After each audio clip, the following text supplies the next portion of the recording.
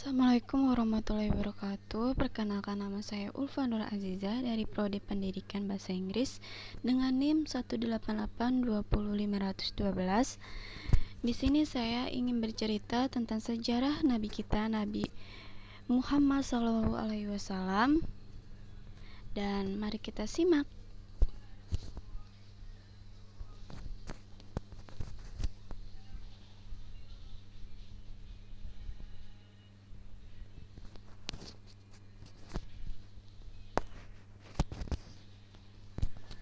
Pertama-tama saya akan menjelaskan urutan sejarah Rasulullah Shallallahu Alaihi Wasallam yang sudah saya ketahui.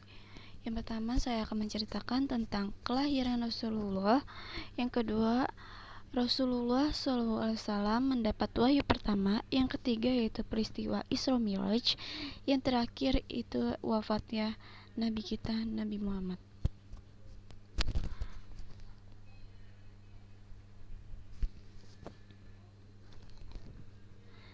Nabi kita Nabi Muhammad Shallallahu Alaihi Wasallam. Nabi Muhammad merupakan tokoh penting dalam sejarah berdirinya agama Islam. Beliau merupakan sosok suri tauladan yang setiap perkataan dan perbuatannya dijadikan pedoman oleh umat muslim dalam menjalani kehidupan.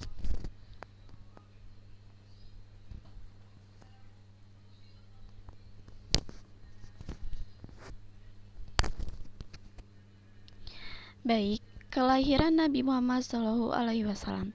Nabi Muhammad Shallallahu Alaihi Wasallam lahir di kota Mekah pada hari Senin 12 Rabiul Awal tahun Gajah.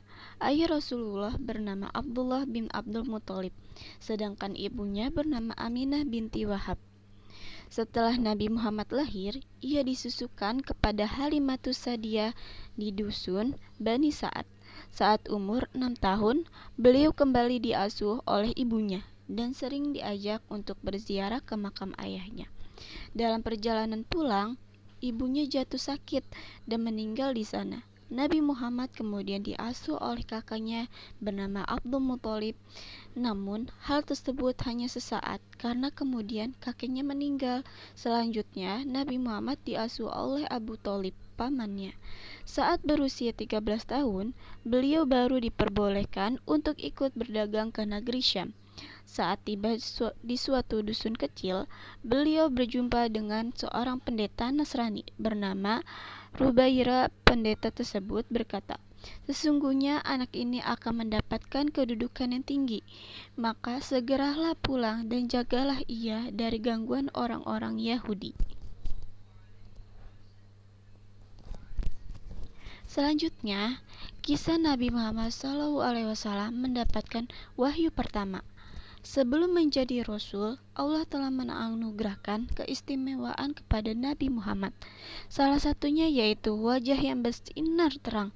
Selain itu, Nabi Muhammad juga bermimpi bertemu dengan malaikat Jibril.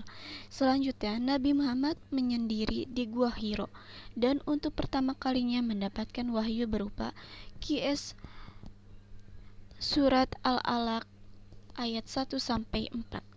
Setelah memperoleh wahyu, Rasulullah menjalankan dakwah secara sembunyi-sembunyi.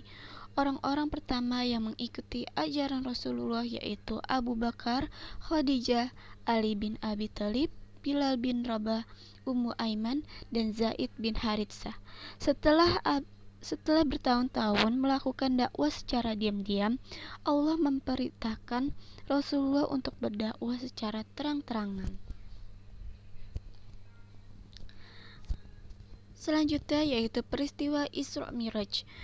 Tahun saat terjadinya Isra Miraj merupakan tahun di mana Rasulullah kehilangan istrinya, Khadijah dan paman Abu Thalib. Setelah peristiwa tersebut, Allah memerintahkan Jibril untuk menemani Rasulullah melakukan perjalanan dari Masjidil Haram ke Masjidil Aqsa. Pada peristiwa bersejarah inilah Rasulullah mendapatkan perintah sholat 5 waktu.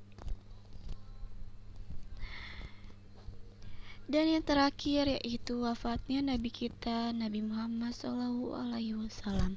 Di akhir masa hidupnya, Rasulullah menderita sakit yang dialami selama beberapa bulan dan akhirnya meninggal dunia. Pada saat itulah